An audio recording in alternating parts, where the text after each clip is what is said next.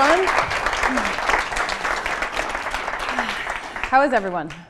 Good. Well, we're all here for the same reason, which is to celebrate Bill Pullman, who's just like looking back at his career, it's just so many great movies. So hopefully we can get at least into a portion of them tonight. I work for New York Magazine and Vulture here in LA as the Hollywood editor, and I'm very honored to bring to the stage Bill Pullman. He's somewhere in the back.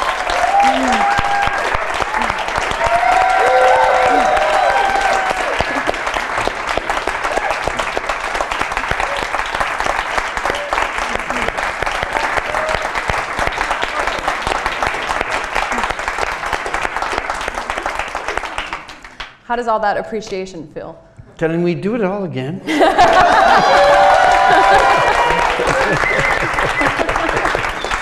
That's why people like coming to these. They feel very good about themselves afterwards. Good. There's a lot of, hard rooms to play. So this is good to have a good room every once in a while. This is a very safe place. Yeah. So you grew up in New York. State. State, yes, not the city. That's a different environment. What was your life like as a kid growing up?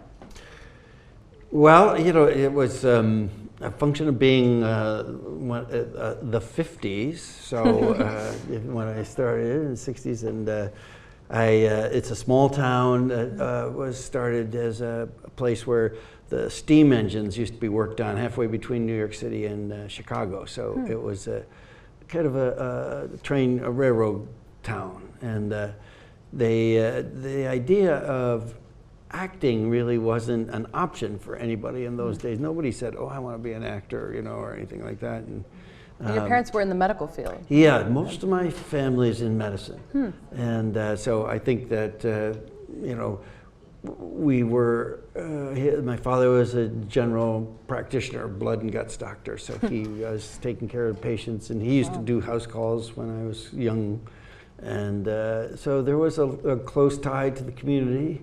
And a great sense of responsibility for the unfortunate ones, so we would always have some old retiree at the Thanksgiving table, and my mother, was very involved with Bluebirds, which was, version kind of scouting. So lots of philanthropy in the family. Lots of sense of, taking care of people, and, giving, and then me being the actor, I could, going off in a whole nother direction. Well, when did you know that you weren't going to follow the medicine route?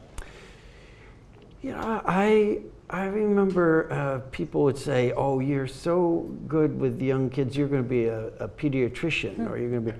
I remember thinking, "No, I'm not." I think I knew something. I look back at it, and I think some of my most vivid moments were because you'd only go to movies, matinees, and you didn't have.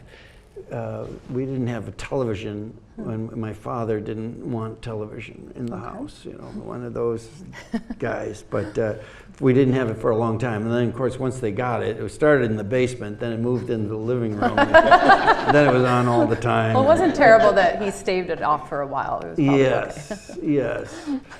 But the movie theater and the matinee was really, really critical, and that sense of being lost in a world in the middle of the day is still one of the great things, about getting a story told to you and then coming out like, "Oh, you're still in the world. I don't want to join this world yet." It's like very bright. You're still adjusting. Yeah. Do you remember seeing a movie that really stuck with you?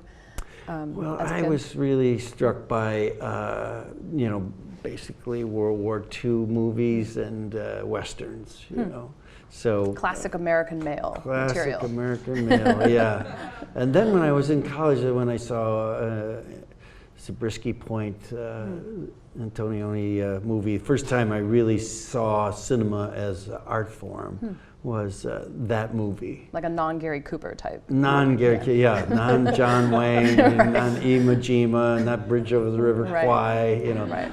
But I do remember Lawrence of Arabia. Really, my idea of what a performance was. Peter O'Toole's performance in that was particularly vivid in you know, kind of. Viggo Mortensen said the same thing when he was here. Really? Mm-hmm. Huh. Yeah. Yeah, that's because, you know, there was something so kind of. He always was such a clean actor. You know, not a lot of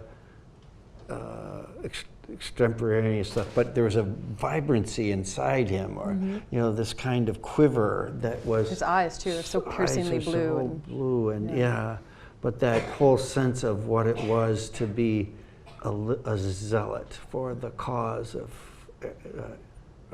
the Arab cause. Right. It was really strong. And then I had the good fortune of meeting him at Galway Film Festival. Oh, wow. And we had dinner, and I remember my wife, who is here tonight, was with me, and we always remember his story about an old actor. You know, he was, because he's theater based, so right. It's great to get that. You know, the touring, the British regions, you know, those guys were crusty and a lot of them alcoholics. Yes, we have since learned, yes. Yes, they just kept powering on, and, you know, they were in a town, and, so, you know, in the regions, and they had, an actor was sick, and they said, well, there happens to be an actor in this town who knows Richard III. And, you know, and they said, well, let's get him, you know, we need him. And so he had never rehearsed with anybody or anything, just happened to know the lines, and he showed up at the theater, and he was drunk. And, you know, Peter O'Toole said he came in and, you know, the rope rail, you know, side of the stage, where he took his finger and there was so much kind of dust and grime, and he ran his finger down it and then darkened his eyelid. And then he said, what's the play? Where's the stage? Lead me to it. It's good British accent, though. You know, that was, but I really, that was you know, it's a great privilege to have a career, the kind of experiences that you get to have as an actor, you know, because there's such a affection for him, and that was a great full circle. For sure. And you earned an MFA from UMass. Yes. And what did you study? It was directing for the theater. Okay, so by then you had kind of entrenched yourself in theater, and you knew this was your career goal. Yeah, yeah. I had gone, you know, out of high school. I was bucking the trend of my older brothers and sisters. They had all gone to colleges and everything, and I was probably, now you'd consider I was game for a gap year. Right. I just was gap years have become more fashionable since. Yeah, we had nobody, you know, but I suddenly said, I'm not going to do any of those things. I want to be a carpenter. And so I went to a 2-year vocational school for building construction. And I was hanging around the dorms, and some refrigeration students said, we're going to audition for a play. That's a sentence that's never been uttered, I think, in the history of time. I know, thinking back about it. Wow. So it was, oddly enough, Ionesco's The Bald Soprano. Which, you know, 2-year college with That's impressive. Refrigeration students and all that. It was so amazing. there were theater classes alongside refrigeration classes? They had no theater classes. Oh, okay. So this is like a ragtag team of refrigeration students playing on display. This was pretty close to, you know, it was a student affairs position. The guy that was director of drama was just a way to keep some of those refrigeration students from being drunk every night. They have a lot of cold beers. They know how to keep their beers cold. Yes, yes. But so then the guy said, you know, Pullman, you're not going to do any of these other things. You're not going to be a carpenter. You're going to do anything. You're going to do what I did. Go to State College, Oneonta, which was 22 miles down the road. And he said, maybe you'll, you know, major in theater like I did there. then you'll go to graduate school, and then you'll come back and teach at a place like Delhi. It's a good life. You'll like it. And he was only like 7 years older than I was. So, I thought, he's good. He had a wife, and he had a young baby. No, that's not too bad. That'd be good. And so I ended up doing that, and I got an MFA from UMass at Amherst with the idea at that point I was acting as all the way along, but I just felt like I could, by majoring in directing, I would learn more of the kind of things that I was, it was a challenge, and I was really interested. And at that point, the American theater was talked of as being a collective of sorts made up of all the regional theaters. There was this great sense that the American theater wasn't just New York City, it was all this great energy coming from the regions with new plays and new talents coming out of it. And so I, at that point, thought, I'll go and do that and maybe run a regional theater or something someday. Always acting along the way. And then I had gone to Montana to be part of an outdoor Shakespeare company and been a number of years doing that in the summers. And then when I graduated from UMass, they said they had a faculty position. So I did that for 2 years and ran the theater company, the touring company, and everything. And then I realized I had this more of a Jones for acting than I ever thought. It just kind of welled kind of deep into your up in 20s, me. you sort of... Yeah, I was already, patches on my corduroy sport coat. You have a great beard and hair too. I mean, you were just perfect for this. Yeah, I didn't. The beard would have topped it. Too much. Did you have a pipe? How did she know? I was sporting a pipe. I knew it. Oh Tweed my jacket and God. a pipe. It was, but my father smoked a pipe, so okay. I think that was. Then at that point I decided to go to, and wasn't my wife at that time, but she came. She's a dancer, so we said, we could stay in Bozeman, Montana for the rest of our lives and have a great life here, and meeting really interesting people and doing theater. Beautiful place too. Beautiful place, and I was really interested in making new plays for Montana, and I had a lot of interest in documentary drama, we used to call it. Now it's devised theater, or is really more a common term. But we would make plays about things in Montana because there's no Neil Simon of Montana. Are there any theater people from Montana? Yeah, well, Gary Cooper. Well, there you go. Yeah, he was sense. From Montana, and Myrna Loy. Oh, right. And a bunch of others really good. And it was a great place for me to learn. The theater company, the Shakespeare company, had some really surprisingly strong actors in it. And that experience of when you're in a company and you have to figure out shtick, you want good shtick, because you don't have much time, and you want to see people who can really do it, And sometimes it's just either there or not there. And we used to do, all the comedies of Shakespeare. So I learned a lot there. But that's when we decided that at the 2 years of teaching, and if we don't get out now, we'll never get out. So went to very, very prescient of you at the time. So how did you go from that to being on Cagney and Lacey in 1986? What is that journey? Isn't that funny? Like guest artist on a TV show, which to me was a real eye-opener about how much money you could make in TV. Sure, that's why people do it. People are really into that part of it, yeah. Yeah, I think, and it was a casting director who I think just said, you've been suffering enough with this theater business, and this will give you like $1,300 or something to get a little bit of, get off the slippery slope for a little while.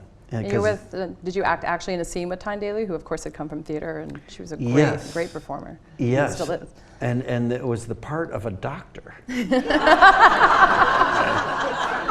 Wow. So you literally played a doctor on TV. Yeah, I played my first television role was a doctor, television or movies, I guess you would say. You were a doctor in Singles too.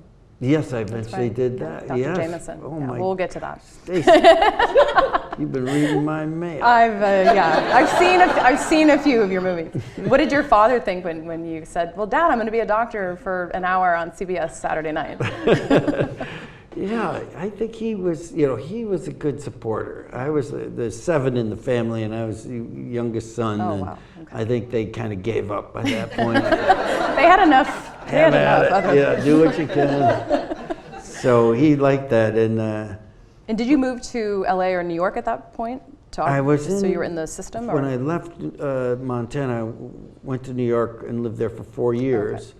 And then I got an offer to do a play at the LA Theater Center, which was just opening up in 1985. And so I came to LA to do a play.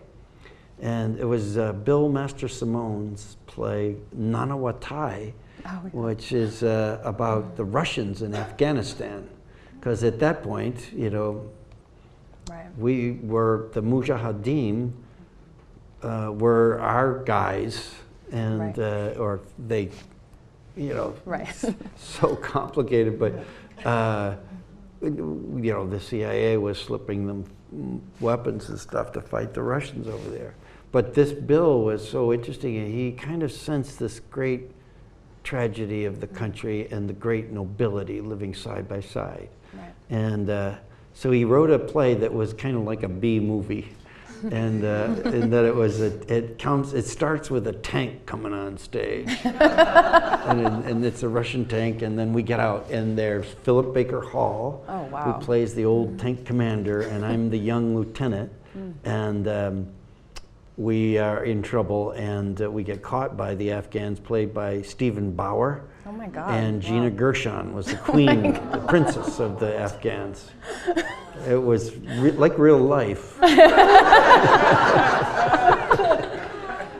That's an amazing cast of characters. Yeah, but we made friends with the Delaware families, where several of the Afghan community that was here was in it, and amazing people. And when after the U.S. invasion, they went over there to help, and the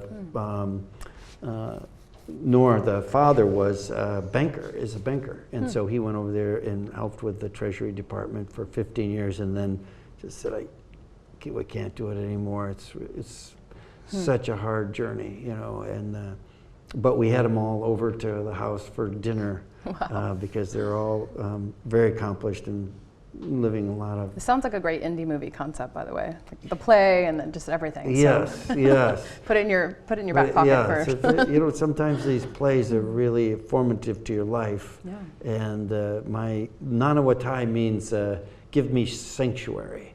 And I was always thought that Americans were very hospitable and taking people into their homes and whatnot. But you see that culture and what they will give everything they have to a stranger. If they invite them into their home, they'll give them food before they take food, and I just, it's great to have those experiences. Yeah, very rare experiences too. So your first film appearance was Ruthless People the same year. Were you discovered in the tank play? And someone said, okay, great, we have this had Bette Midler and Danny DeVito, and you're the guy.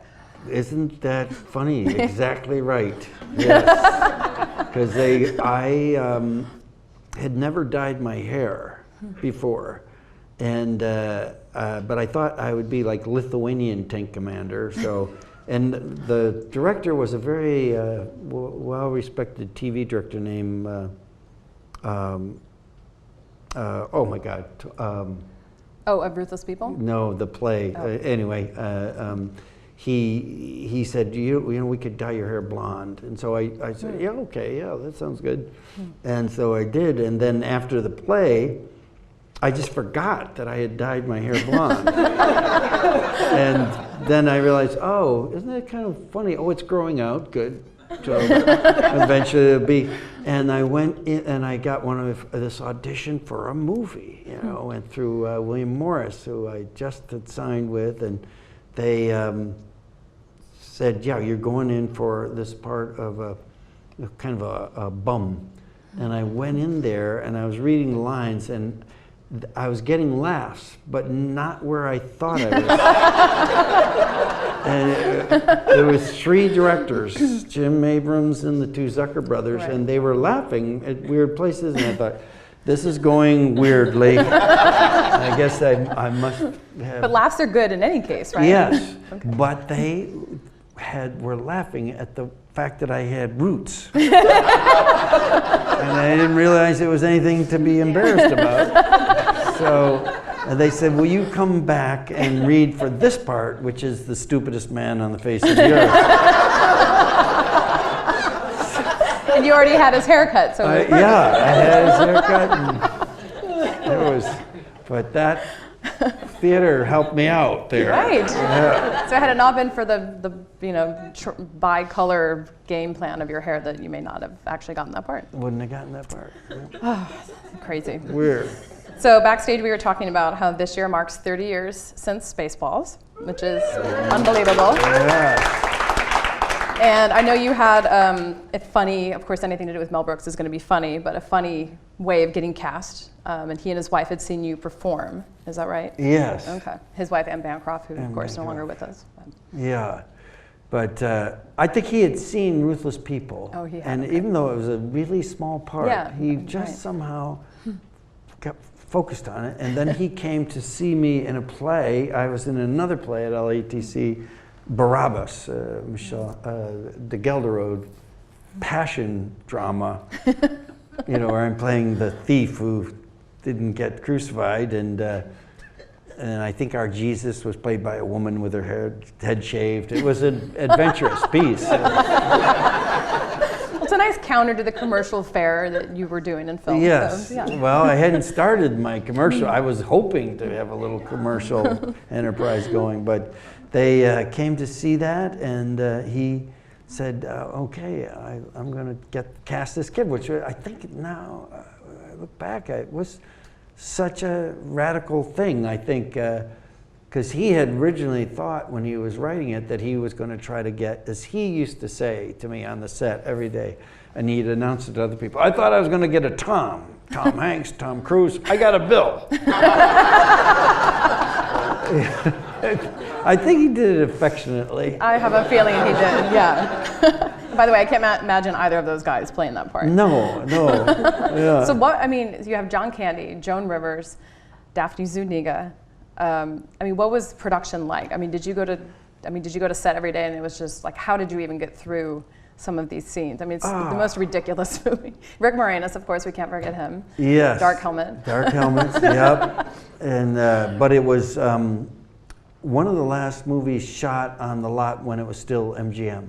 Oh, okay. And it was pretty amazing to see that. I think back of it, you know, I didn't realize that this would be my main experience with an old school kind of organizational structure. We had this guy, Bob Mills, who was a makeup guy who came in a blazer and a tie. Wow. You know, I mean, cool. I never saw that again. And I had a 1972 Valiant that I drove, you know, 'cause it was the first car I bought with some money, you know, and but it was old, 72. Then it would, when it rained, it would throw water up in the engine and something would short out, and then I'd have to get the Teamsters to come and get me, and. So but I came in and the makeup guy, Bob Mel, said, you know, Pullman, you got to learn something. I'm going to teach you something about the business. You can't come in here like a farmer. You know, you can't drive that car. Get a good car. Get something, you know. Like drive onto the lot in like a really nice, something really impressive, you know. I thought I was doing well with a 72 Valiant, but he didn't So did you end up buying another car for his advice? No. Okay. I said, you're crazy. And what did you learn specifically from Mel Brooks, who obviously by that point had already done Blazing Saddles and a million other things? Like about the business, because he's such a pro, but also just about being funny. I mean, I feel like in your career, you've been able to so easily vacillate between drama and comedy almost at the same time, where I can't really pinpoint if you're a dramatic or a comedic actor, because I feel like you can do both really well. And he obviously saw that in you, because Lone Star was supposed to be this kind of like hapless guy who he's striving for something, but is kind of bumbling along the way. Yes.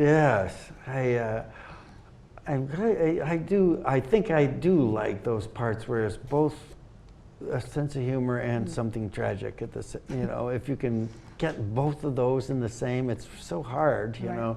But he said so many things that I remember vividly, and the New York Times asked me to write a piece about John Kennedy, and it kind of brought back a lot of memories about what it was like to be around him in that creative way. And he said a lot of different things, but he was the one who said, you really do make a movie 3 times. When you write it, and when you shoot it, and when you edit it. And he said each one is a different movie.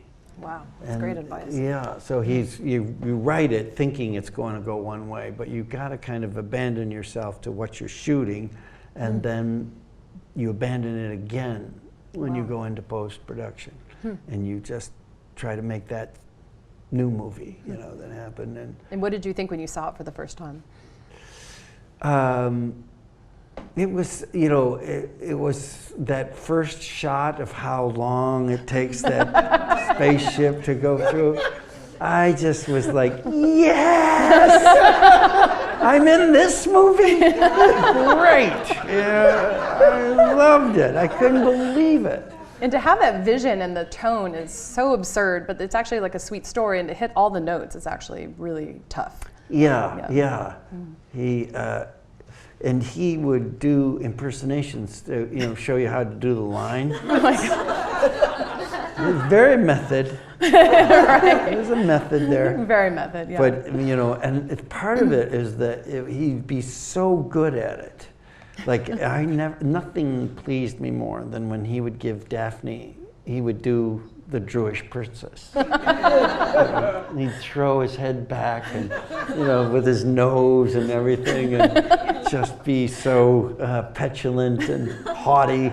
He's a great actor, director. But I do remember the thing, he also is such a hard worker and never lets it out of his brain, the project and bits and everything.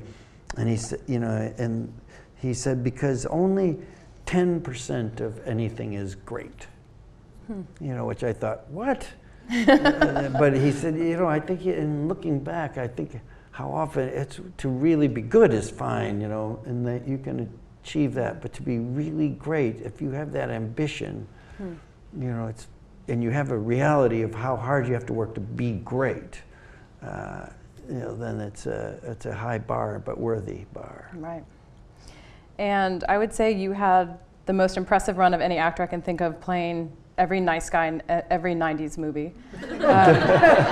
Literally. Singles, While You Were Sleeping, Sleepless in Seattle, League of Their Own. I mean, at some point, did you just want to say fuck a million times and like I can do more than this, because you were so good at those parts? I mean, it's a curse and a blessing, obviously. Yeah. There was a point, I think, I never realized it, because at some point you're just making your way, you're trying to get a good part, and at a certain point, the second male lead was pretty damn good part. Sure. Better than the guy at the end of the crawl, and I just thought, something to do, and then I just did a run of them because I was right there. I hadn't done any big movie, right. But did Sleepless in Seattle and Summersby. Oh, right. And the Men Malice, and they all, and then some, suddenly journalists start to say, oh, he's the guy that didn't get the girl. You know, which is the second male lead never gets a girl. The first male lead gets a girl, and I realized, oh, that comes with the territory. Right. You know, Malice, I didn't get the girl, but I didn't want the girl. But, it didn't count, you know. It was Nicole Kidman. That was a great movie. She was very, she and Alec Baldwin were, you know, getting it over on me until I turn it around in the third act and I get over, but no, he didn't get the girl. Well, I have to say, While You Were Sleeping is still to me like one of the most charming, funny, and it makes me long for movies like that. Really, truly. And actually, I kind of feel bad for Peter Gallagher in hindsight, where he was just asleep throughout the entire movie. But what? That's a good way to get the girl. Have the other guy in a coma. That turned it around for me.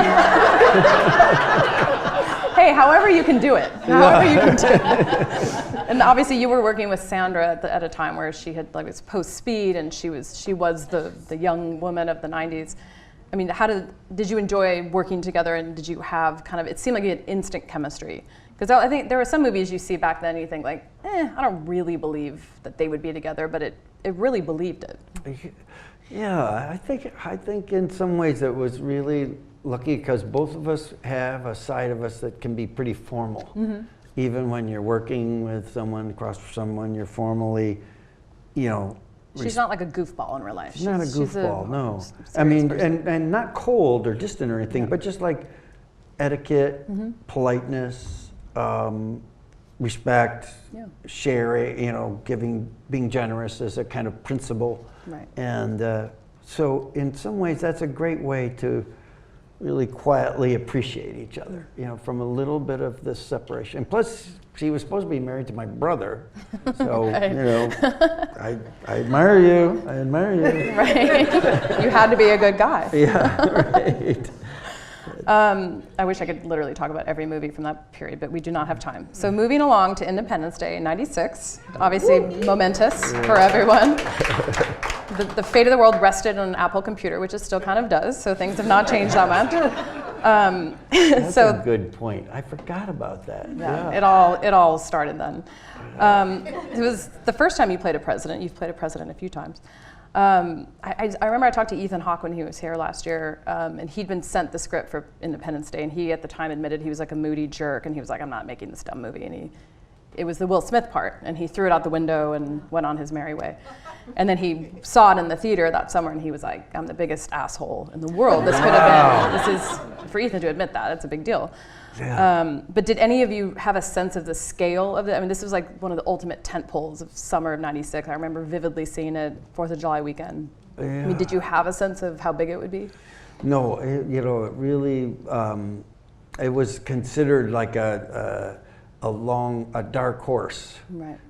Because it didn't have established stars in it. You know, at that point, Will wasn't huge, and Jeff and I were we were journeymen, you know, in a way you'd say, I guess. It was post-Jurassic Park. I mean, Jeff had kind of been, he'd been busy. There were, it was, but we weren't, we weren't Schwarzenegger or Stallone Bruce Willis or something like that, But, and I think it was in January that I saw a projection about good movies coming up in the summer, and then we were 20th on a list of 20. So, you know, we were a dark horse. I was like, and then there's this one. Not sure about this. Aliens attack the Earth. And they think now of all it seems so quaint compared to everything that's happening in the world. Like, this seems like no big whoop. Yeah, that's right. And how did your career change after that movie? Did people, I mean, you weren't like the lead, obviously Will was the lead, but you had a very important part. It was a huge studio movie, it made a ton of money. Did you instantly become more marketable in a different way? Well, it's always hard to say, that sometimes those things,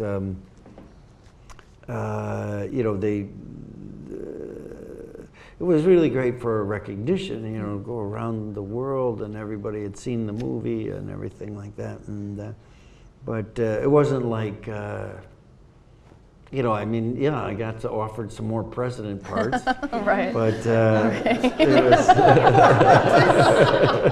we'd love for you to play that role now if you're available. Oh, God. These comments are my own and not that of the foundation. But one of my favorite movies that you did in the 90s was Zero Effect, which was filmed in Portland, where I'm from. And I love this movie. I feel like it didn't get its due. It kind of had this like kind of cult life. Ben Stiller, obviously. Yeah. Tell me a little bit about making that, because it's still, to me, it's like kind of this underrated classic. That is good. I always liked that movie too, Yeah. because it happened, you know, if you hang around long enough in the business, you know, you have offspring in the business, and I was so lucky that I worked with Larry Kasdan and Jake. I got to know when he was 13. I was going to ask, he was probably pretty young. Yeah, when I first met him on Accidental Tourist, and he was 13, and I thought, he is like an old soul in a young body. He was just wise and everything, and I would end up talking to him. You're good with kids, as we remember. I'm good with kids. I'm shy of adults. I think I have better luck with kids making my points. Right. But he, and then on Wyatt Earp, you know, I was in Wyatt Earp, but Tom Sizemore and I were the Masterson brothers, and we had a lot of time hanging around the craft service or catering, and Jake was there because he was 19 at that time, and he was doing a behind-the-scenes documentary. And again, I just loved talking to him and everything. And at the end of that, he said, you know, I'm going to write a movie for you. And I thought, all right, good. You know, thinking that'll never happen. I won't do that. And then like a year later, I saw him at an ATM machine, and he said, I'm working on that movie. Good. I mean, his dad did write Star Wars. Like, he came from, you know. Yeah, and Brother John is a good writer, and, yeah. you know, Mother's great talent for, but then all of a sudden I get a script from Castle Rock, Zero Effect, directed by Jake Kasdan, and an offer on the movie. I thought, whoa. At first I thought, oh God, it's going to be bad. I'll have to turn it down. How do I do that? You know. And then I read it. And this is beautiful. Wow. Beautiful movie. Yeah.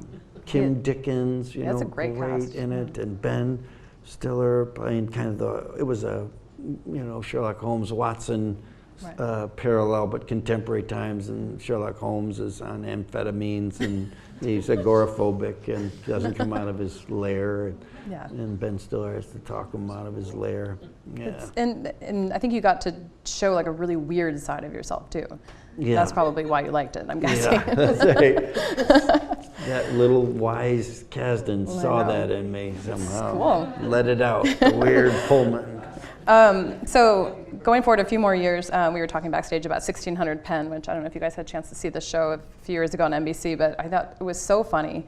You play the president again, slightly different circumstances. Josh Gad is sort of, how would you describe his character? Just the White House idiot, essentially? Well, he's my son, you know, Yes. so, and I thought, oh, I'd play the president again, but it'd be interesting to do it in a comedy, you know, and I had never worked in that, you know, single camera comedy, so, but very, you know, very different mechanism than I was used to. So it was really great experience because Josh is such a gifted comic, he's so and funny. you know, he's I have other children, but he was the you know, the one that just was, you know, awkwardly like a big Saint Bernard, and a little overly affectionate, a little overly earnest at times, a little overly everything, you know, but I still had to be the president and a dad to that guy. Right. So and he had just come off Book of Mormon, like not too long before that. Okay. Yeah. So he was enthusiastic, I imagine. Oh my God, yeah. But and I was very glad that, you know, 13 episodes and then they didn't pick it up. But yeah, I was surprised. For me, I felt like, wait, I got it. I got a good hit. You know, I forget that. I guess television, in order to be successful, though they like to think it's going to go 6 or 7 years, and 13 is, I don't know, sometimes people say, oh, that's too bad, or what, that kind of that was a dud, and I didn't think it was a dud. It wasn't. We got it all done, and, You built a very impressive White House replica on the Fox lot. Yes. I remember touring that, and that was amazing. Yes. I hope they didn't throw it all away. No, they have the a couple of carpets Oval Office sets, that they store, and everyone gets brought out because they're to the inch exact, right, and yeah. And did you get more TV role offers after that? Like, oh, it didn't work out, but we like him in this milieu. Like, oh, Fox has this other thing, or maybe cable dramas. Or there were some, I did a pilot with James Burrows called Nature versus Nurture, which was, that didn't get picked up, but I don't know if I'm really suited to 3-camera stuff. There's something about it that the doors aren't real doors. You close them and they go, you can tell they're all hollow and they clunk, I would get distracted by things like that, You like 3-dimensional doors. I like the 3-dimensional. I just couldn't stay. To me, it was really, a lot of actors so thrive on it, and I have such admiration for them, because they think it's most like the theater, that it's a lot spontaneous, but they have the audience there, and they're pumping them up with signs, and so they're laughing, but they're kind of like an audience on steroids, or amphetamines or something. It's like, wow, I wanted a small laugh because I'm going for something else the next sentence is what I was going for, but now I still have the next sentence, but they've already laughed and they aren't going to laugh again, even though they think this is, It just was really, maybe I was,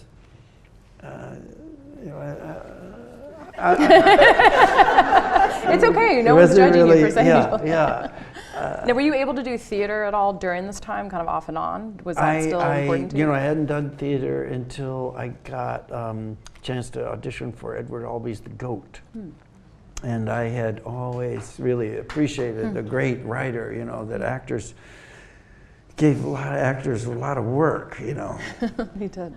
And I think Edward's plays are some of the most profound that we have about our times, and to do a new play by a major playwright that first time on Broadway. I'd never been on Broadway before. It was an amazing opportunity to do something why I got involved in theater was, in this business wasn't to do movies. It was because it was from those times in the library. You pull out a play and you open it up, and there's the original cast, and they have their names on it. And I just thought, wow, can I imagine what it'd been like to be Lee J. Cobb in Death of a Salesman, doing that production of that play and being one of the first ones to do it, and so that really was significant. Satisfying thing to do. And then I thought, well, if I could do it every couple years. So I've done it about every 2 or 3 years since then. Yeah. And you feel that it keeps you sharp and at least open to other experiences beyond film and TV? Yeah, you get to do some, you get to have quite a bit of control over what you think reality is, rather than offer a reality and wait for it to get cut and shaped and that is the final product. What you're doing is not going to change. That's a good way to put it. Yeah. And I love that. But the most recent play that I did was when first time I'd grown a beard, since I had a beard in Barabbas way back, but I had this idea when I turned 60, I was going to give myself permission to do a year of plays, just theater for 1 year. And I did, my wife and I were involved with Liz Lerman, who is a dance theater person, and my wife has been working with her for a long time, and we made a piece called Healing Wars, which was about caregivers in the Civil War and the current Iraq wars that were going on. And it was a really amazing devised theater piece in a way. And we premiered it at the Arena Stage, and they continued on with it. That was one play, and then I did David Rabe's Sticks and Bones, which is his, of his Vietnam trilogy. It's his middle play, and the domestic story. Really tough play to pull off. I really enjoyed that. And then but I wanted to work with this Norwegian director that I had worked, who had directed Barabbas. Comes back to Barabbas. It does come really. back to Barabbas. It's just fun to say, isn't it? Yeah, Barabbas. and it was his wife that had her shave her head and play Jesus. So I got to find that guy. And at that point, he said, "Yeah, I come to the States to direct something," but he said, "How about you come to Norway? And we'll do a bilingual production of Othello, and you'll play Othello." And oh my God. Whoa. And because in Scandinavia, it's not in their tradition. They haven't had a lot of actors of color. And so they would, there was a lot of latitude about that. And with that play, it's changing now, perspectives on it. Now it's used, and John Ortiz did it as and different things. And I thought it's a really tough play to do. It's a really hard story to tell, and I had to speak, and to do Norwegian and English makes it harder. Just a little. But I don't think I'd ever done anything harder than that. So is it iambic pentameter in Norwegian? Does that no, work? they. I mean, that's they do what they call a washed version. Where because all those countries have to do, and Germany has a great tradition of doing Shakespeare plays, but none of them are in iambic pentameter. They're all translated things. So you try to find the grain of the line, and I was involved in a lot with the English that I spoke, but then I had to speak about 20% Norwegian, so I had to learn that part of the Norwegian part. But it was really looking at the play like he's an outsider, and he's a stranger in a strange land, and the prejudices about language. And at first I come in as a kind of, it's all still Cypriots and Turks and all those things, but I'm really an American coming in, speaking bad Norwegian, but kind of arrogantly comfortable with that. And then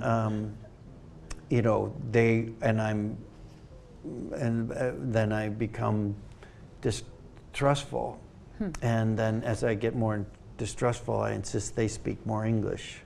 So and then just that whole psychology.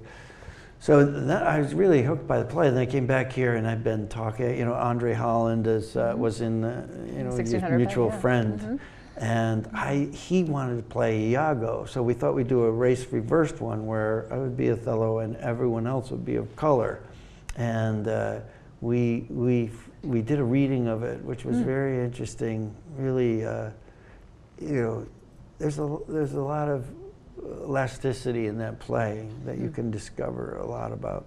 And keep discovering new layers to it. Yeah, that we didn't know before. Yeah. So I want to make sure we get to The Sinner, which is your current project, which is so good. Have you guys seen it on USA? Really good, really good. Very dark, very strange. Your character has some sexual picadillos, just safe to say. But it's really, really beautifully done. It's by the guys who made Christine. These three filmmakers out of New York, just amazing. Antonio Campos. And it's based on a book of a German author, I think, right? Because I started reading the book and I was noticing some of the words are odd, and I thought this has to be probably not an American writer. But Jessica Biel is the best. I mean, definitely the darkest material I've ever seen her do. But for the folks who haven't seen it, tell a little bit about who you play. Well, it's kind of a shot like an indie movie. It's a noir, really. A small town in upstate New York, and Jessica's character is a mother with a 1-year-old baby and a husband, Chris Abbott, who's vaguely discontented with her life, and then she's in a public place, beach with people on towels and on the next tell over, somebody's playing music really loudly, and the next thing you know, it's like a switch happens, and she goes with a knife and kills a guy on the other beat and on the other towel, and shocking. It's really pretty intense first brutal, episode. yeah, event. And she, though, comes out of it and just says, I did it, I'm guilty, I don't want a lawyer, send me away. And there's a lot about the series that I think makes it interesting, is that there's quite a bit about psychology, you know, what we're capable of that we are, you know, unconscious of. And she had a very strange childhood, so to speak, so You kind of see how that's like creeping into her layers psyche. of that, yeah. Something traumatized her. Right. And I play a detective in this small town who's also a little bit of an oddball and Yes, vaguely discontented with some things in his life, and trying to hold it together, but really being kind of falling apart inside. And he finds her case compelling and decides that, you know, he can't accept not having a motive. Right. For why did she do it? And so it's 8 episodes long, and we just finished shooting on Wednesday. Oh, really? That recently? Yeah. Oh, wow. So, but it's going to air the 4th episode tomorrow, or Wednesday. It's really good. And what did you learn working with Antonio and his team? Because it really is shot very noirish, very indie. It doesn't look like TV. Yeah. It's definitely unlike anything I've ever seen in terms of style. Yeah. How did that challenge you in working in that space? It was very good. You know, they're all out of New York. They have a little kind of collective, and that, you know, so they do movies and they trade off directly. Trade off. One would direct one, and they produce the other guys. They did Martha, Marcy, May, Marlene. There's After School, I think, was Antonio's first film. They've just done amazing stuff. James White, which Chris Abbott starred in a couple of years ago. Cynthia Nixon. So yeah, impressive group of guys. Very all interesting things. But he and Jody Lee Lipes is the DP who has worked with them. But in the same way, he is a director. He directed one of our episodes. Right. So there's a lot of kind of you know, sense of like a clubhouse kind of about it, and but they share an aesthetic. So yeah, I did a movie with Thomas Vinterberg and Lars von Trier, and you know, there's a little bit of that film viewing Dogma 95 feeling that Antonio has. Yeah, very complex female characters, to say the least. Yes. Yeah. So has Justin Timberlake come to the set, and if so, what was he like? Isn't it nice when they say, is he a nice guy? And you can say, yeah. He is. He's a super nice guy. You don't have to lie or anything else. No, he is a very nice guy. Yeah, very, very engaged, you know. I mean, he's so talented on so many different levels and everything, but he's a good eye on things. And well, it's interesting too for Jessica to make the show shortly after becoming a mom herself. So I imagine that was probably part of, not the attraction to it, but it resonated more with her probably now that she has like a 1.5-year-old or, you know. Yeah. She's and I think, you know, she's such a good. She's kind of an athlete too. You know, there's a side of her that just treats her ability, her endurance inside of the hours, and you know, when you have to be inside a woman who's been traumatized in a way, you know, and more really kind of quaking with she doesn't know what's going on inside her, and so she has to be in a kind of a state for hours and hours. You shoot a scene, you know, 3 minutes long, but you spend a day and a half inside of this miserable thing. But she does it, you know, so with such commitment, and like an athlete, just let's go again. She is the EP too, so she has to. Yes. She has a little bit more sway. Yeah. So we have some good audience questions. I want to make sure we get to them. We'll start with Bridget Fitzgerald. Where's Bridget? There she is. Hi, Bridget. Hi. She says, well, we sort of touched on this a little bit, but you said you're the lead in 2 of my favorite films, While You Were Sleeping and Spaceballs. Can you share any stories from your experience on either of these projects? Maybe we can do While You Were Sleeping since we talked about Spaceballs. Do you have any particular fond memories from the set? Well, that was... you were in Chicago, also, right? Yeah, Chicago. But it was also a movie that wasn't supposed to be any big deal. Right. It was one of his, I think, a $15 million budget or something. And it was, Sandra hadn't really been a vehicle, but there was such an ensemble of actors. And Doris Roberts, the mom. Yes. She's so great. And, Jack Warden, Peter Boyle. And all of them are so good. And but it was John Turteltaub, who really was the spirit that made it was not as good a script as what it ended up being. And he had it in him. For some reason, he wanted to really keep going. And the story that I'm thinking of is, kind of a result of some of the tension trying to get the studio to approve dialogue changes and everything. He said, I can't show you the walk and talk along the river. That scene that we do at night, where we're walking along the Chicago River. And he said, I can't show you the dialogue. And you'll just know that you get to the makeup trailer and I'll give you the words. And that's how we'll have to do it. And very secretive. Just because he didn't want to, they had just, everything he had submitted, they didn't approve of. And Were they trying to sanitize it, make it a little bit more commercial, or?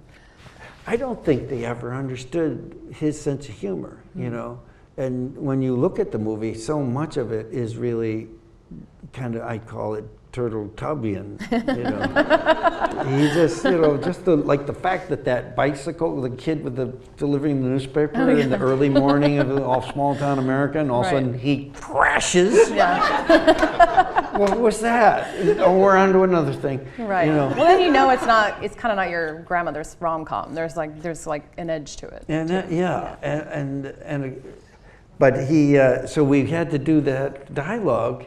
And it was Chicago and cold. And we had established springtime clothing. Right. So we had not only barely enough clothes on, but we didn't know what the hell we were saying to each other. But we just really, and I think maybe because it was so cold, we just got the lines really fast. It's amazing how that works when you're uncomfortable. So Diane would like to know, or is it Dion? I think it's Diane. Okay. What is the most memorable character you've played? And we may have already mentioned this person, but maybe not. Memorable character? Well, I do have, I just, been lucky this year to have a bunch of things coming out. So there's going to be a Pullman thing for every month until the end of the year. The year of Pullman. Get them away. But they're all different, and they're all not necessarily, leads or anything. But there's The Sinner in August, and then Battle of the Sexes is in September, and that's with Emma Stone and Steve Carell. Who do you play on that? I play Jack Kramer, who's kind of the blocking character, as we would say in Commedia. And it's true story and everything. But then my own son, Louis Pullman, is 24, and he's an actor. And I really think a lot more about acting now that he's been going at it for 2 years, and he's been very lucky. I really, but it's also he's got something going for him, and that's really as much as he invites me to talk to him about it and what he's doing and how he's doing it, and it doesn't throw him off. I thought, oh God, if I ever say anything to him that is in his brain when he's auditioning, it's going to be bad and he'll hate me or something. But he's really wise, and he has his own gyroscope, so he's in it as well. So that's a precious thing, because he's in Battle of the Sexes? He's in Battle of the Sexes. He plays Steve Carell's son. Oh, that's great. So that's going to be interesting. And then October, I'm in a movie that we shot in Montana, where I've had a ranch there with my brother we've been there for 27 years, and so that was called Walking. That's called Walking Out with Matt Bomer, and it's a really interesting survival story based on a true story. And then in November, I'm in LBJ with Woody Harrelson. Oh my God, you're not joking. This is like, you know what we need is a Bill Pullman advent calendar. Like, you just like open and there's a chocolate for every movie you have coming out. Yes. Oh my God, I know. Seriously, a good idea. You guys like need to do that. wild. Somebody needs to make it. But it just, I don't know whether, or it. And you have an A24 It was movie like my coming out career too, right? had a colonic or something. It built up and built up, and then nothing came out, and then all of a sudden, there they are. It just, and because but it's, not it was the interesting part of with Woody playing LBJ, and I played Ralph Yarborough. Jennifer Jason Leigh plays Lady Bird, and we reenacted the whole assassination scene of JFK because we were in the car together, and they were bitter enemies at that time. LBJ and Ralph Yarborough was the other liberal senator, from Texas. They had two Democratic senators, and they really Yarborough knew that LBJ really was a kind of crooked ways. And they didn't get along, and that he didn't want to ride in the car with LBJ. And JFK spent that morning, the last day in life, was getting those Yarborough in the car. And so, it's really interesting. And the movie is our perspective of the assassination. So it was a great experience. But I guess it's still answering your question about which is your favorite. They're all memorable. They're all memorable, but the one in December I think is particularly.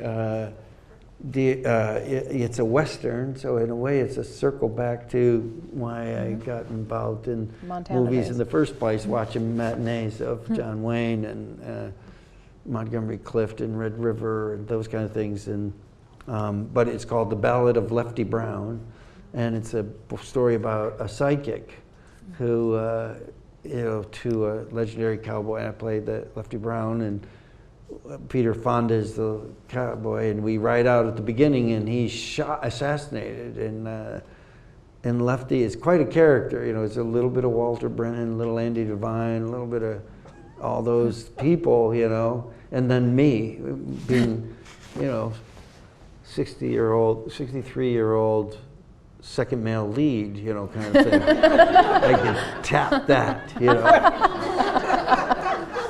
But I think it's, and we premiered it at the South by South Film Festival and had great response. And so we had a bidding war for it, which was so unusual for indie film. And it was bought by A24, which is a very exciting distribution company who had Moonlight and did, found that audience. I mean, they were such a brilliant movie, but not a guaranteed, audience for that, and so we're hoping. Well, I think Hell or High Water changed that. I think that the fact that got a Best Picture nomination, I think, showed people there's definitely an audience for that. For the modern Western. Yes, yes. Well, this is set in modern 1800s set Western.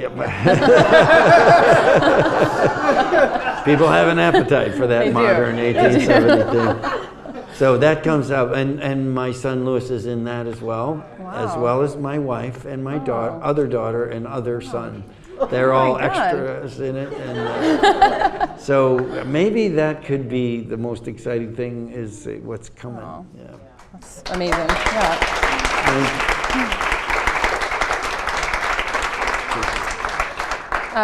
Jeff would like to know, who is your greatest inspiration? Who is or was? Greatest inspiration, wow. This can be as an actor or just as a human? As a human, yeah.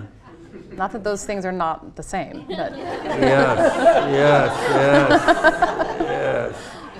Well, I've really been very fortunate to work with some terrific people, actors, and I get inspired by actors, and of course, I was doing 1,000 things today, but one thing I wanted to read was a Martha Graham quote about acting, but it's just, well, I didn't bring it.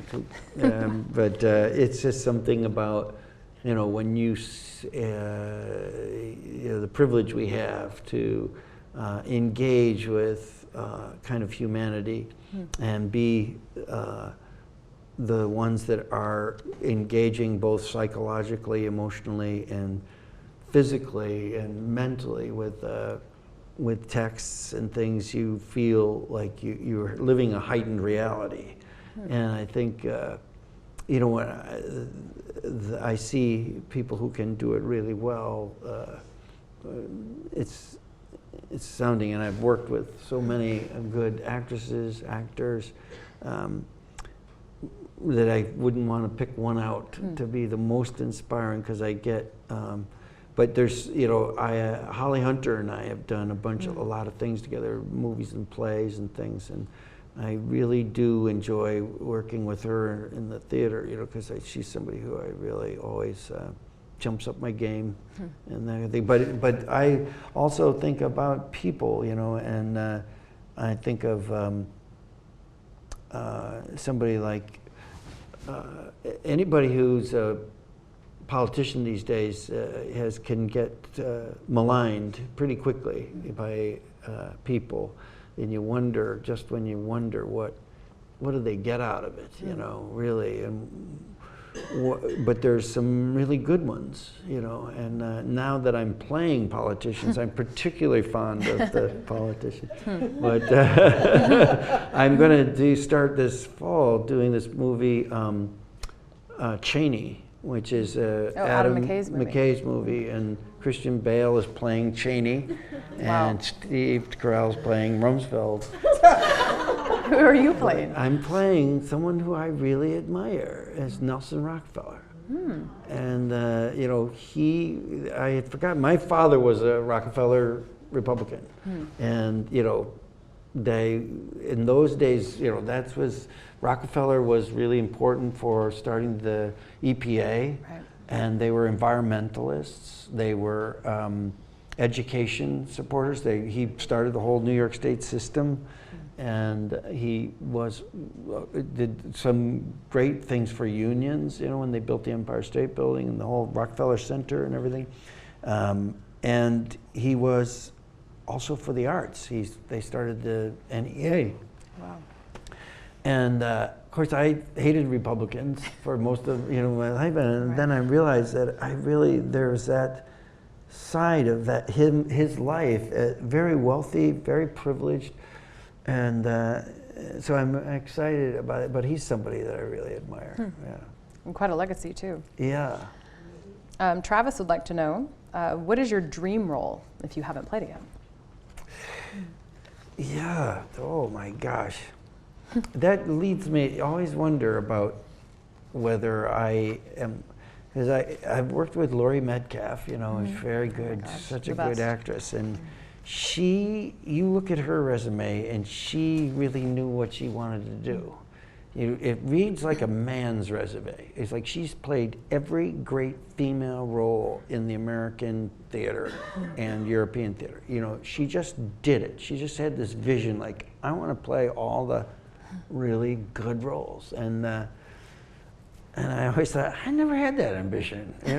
I kind of cherry pick, and I got addicted to the variety, and I just never wanted to do the same thing twice, So I never had like, I got to play Richard III or something, because I'm always kind of sure, in a way it's Hamlet-esque, in that to be or not to be, because you think sometimes you really want to make something happen, and if you don't have the right director or the right theater or something else, it can slip away from you. So I don't really have one role. Or how about maybe a genre in which you haven't worked TV or film-wise?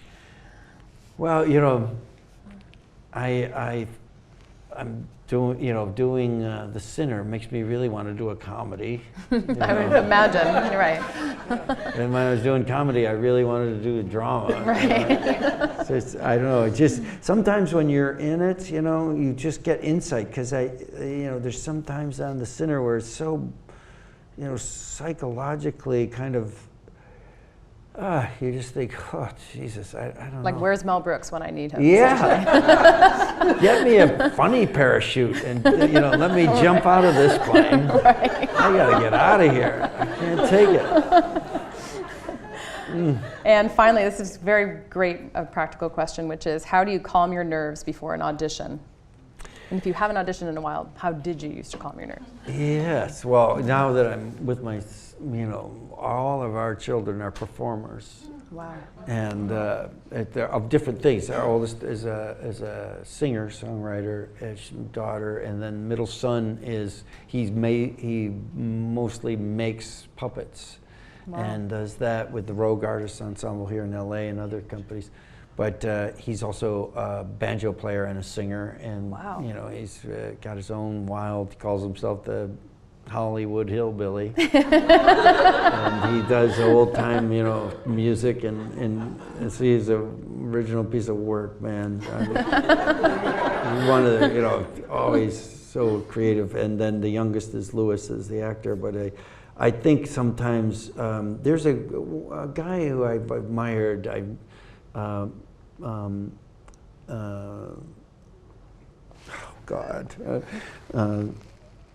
Donaldson, the English director did Cheek by Chow. Why was his name? Declan Donnellan. Yes, Declan exactly. Donnellan, who I think The Actor and His Target was a very inspiring book that I didn't have as a textbook when I was studying, but my son had it in college. It was required text. And I said, give me that. I'm taking this book. I need it. And I just love what his focus is so much about what it is to be free of the demon of anxiety and the demon of anxiousness before going into things. And it's so important to becoming a neutral vessel.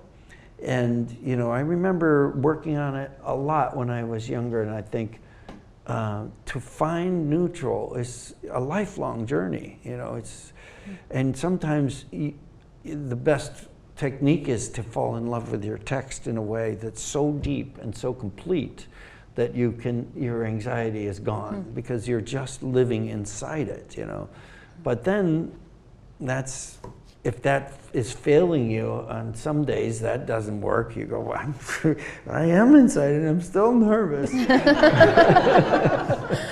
And then you've got to find other ways of doing it, and I always think of, and with my son and things, he's, and daughter who's performer, we talk about a lot of different things, a provisional ego.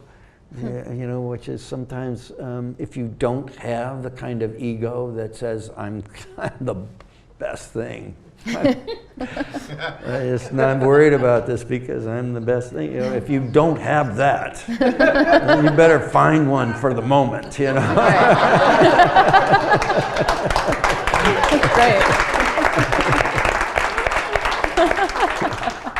That is great advice. Like, fake it till you make it, essentially. Yes, yes. So before we wrap, I feel like we should, your wife should raise her hand so we can give her a round of applause too. Where is she? Yeah. I feel like having all those children and living with an actor all these years, that really deserves a round of applause. So, yes. thank you. Thank you guys for coming. Thank you. Thank you very much. Thank you.